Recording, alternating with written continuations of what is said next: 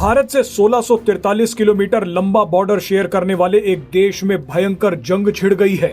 इस देश में चीन ने ही जंग भड़काई है, लेकिन चीन ही अब बुरी तरह मारा जा रहा है। इस देश में चल रही जंग में चीन के 2 लड़ाकू विमान तबाह हो गए हैं। इसके बारे में आपको आगे बताएंगे। लेकिन चीन की मक्कारी के चलते इस देश की आम जनता भी मारी जा रही है। ये मासूम लोग अब जान बचाने के लिए भारत में घुस गए हैं। कई मीडिया रिपोर्ट्स के मुताबिक इस देश से 4000 लोग रातों रात बॉर्डर पार कर भारत की सीमा में घुसकर जान की भीख मांगने लगे। ये लोग मिजोरम में शरण लेकर बैठे हैं। रिपोर्ट्स के मुताबिक मिजोरम पुलिस के अधिकारियों ने बताया है कि सीमा के आसपास स्थिति काफी ज्यादा तनावपूर्ण बनी हुई है। ऐसे में फिलहाल इन लोगों को वापस जाने के लिए नहीं कहा जा रहा। लेकिन सबसे बड़ा सवाल ये है कि ये जंग कहां शुरू हुई है। ये हजारों लोग कौन हैं जो भारत में घुस गए हैं और कैसे भारत को नुकसान पहुंचाने के लिए चीन ने इस देश में भयंकर तबाही मचा दी है। दरअसल जिस देश में जंग छिड़ी है वो म्यांमार है। भारत के पड़ोसी देश म्यांमार में जुंटा शासन और विद्रोही गुटों के बीच एक जबरदस्त गृह युद्ध छिड़ गया है, लेकिन इस युद्ध को भड़काने वाला चीन है। म्यांमार में भयंकर मारकाट मच रही है और हजारों लोग अपने घरों से भागने को मजबूर हो गए हैं। 4000 से ज्यादा लोग भारतीय सीमा में घुस आए हैं। आपके मन में सवाल होगा कि भारत के ये लोग बॉर्डर पार करके भारत की सीमा में कैसे घुस गए। तो आपको बता दें कि भारत और म्यांमार के बीच एक द्विपक्षीय समझौता है जिसे फ्री मूवमेंट रिजीम कहा जाता है। इसके तहत सीमावर्ती क्षेत्रों में रहने वाले लोगों को बिना वीजा या पासपोर्ट के 16 किलोमीटर तक दोनों तरफ आवाजाही करने की अनुमति होती है। हालांकि म्यांमार की स्थिति को देखते हुए भारत ने 2024 में फ्री मूवमेंट रिजीम को सस्पेंड कर दिया था, लेकिन ताजा मामले में जब हजारों लोग जान की भीख मांगने के लिए बॉर्डर के पास पहुंचे तो मानवीय ग्राउंड्स पर उन्हें शरण दी गई।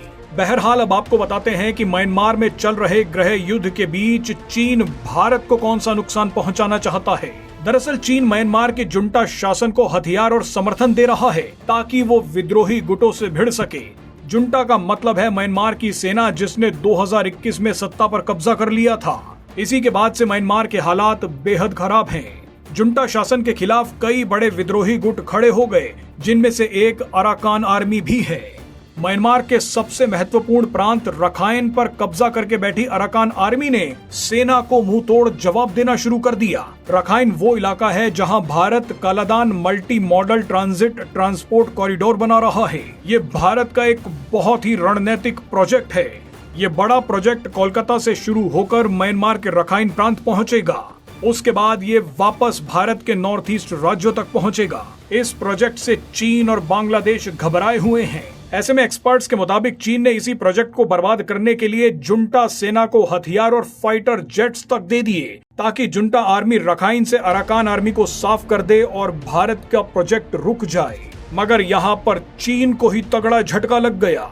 कुछ दिन पहले अराकान आर्मी ने चीन के लड़ाकू विमान को मार गिराने का दावा कर दिया। ये चीन का JF-17 लड़ाकू विमान था जो चीन की सरकार ने जुंटा सेना को दिया था। मगर अराकान आर्मी ने चीन के इस लड़ाकू विमान को गिराकर ऐसा रियलिटी चेक कर दिया जिसने चीन के लड़ाकू विमानों की भद्द पूरी दुनिया में पिटवा दी।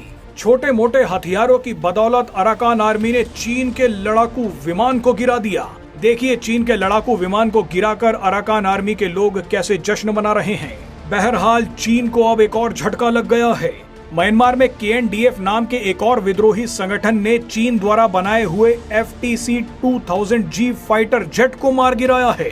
ये चीन का दूसरा फाइटर जेट है जो म्यांमार में धराशायी हो गया है। म्यांमार के विद्रोही गुट छोटे मोटे हथियारों से चीन के लड़ाकू विमान गिरा रहे हैं। FTC-2000G फाइटर जेट म्यांमार की सेना ने चीन से खरीदा था।